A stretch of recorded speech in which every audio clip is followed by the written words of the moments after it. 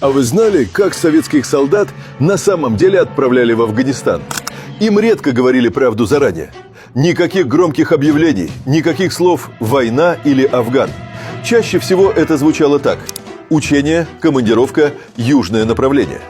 Солдатам говорили, что едут ненадолго, что задача – охрана объектов, помощь союзной стране, обычная служба. Многие до последнего думали, что это просто очередной выезд, как десятки других. Документы оформляли быстро, иногда за сутки.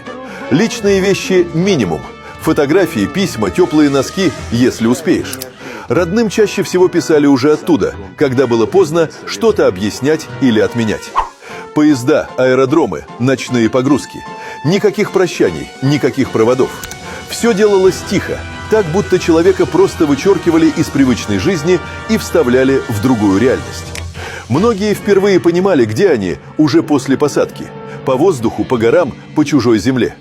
Тогда исчезали иллюзии, и начиналась настоящая служба, к которой никто не готовил словами.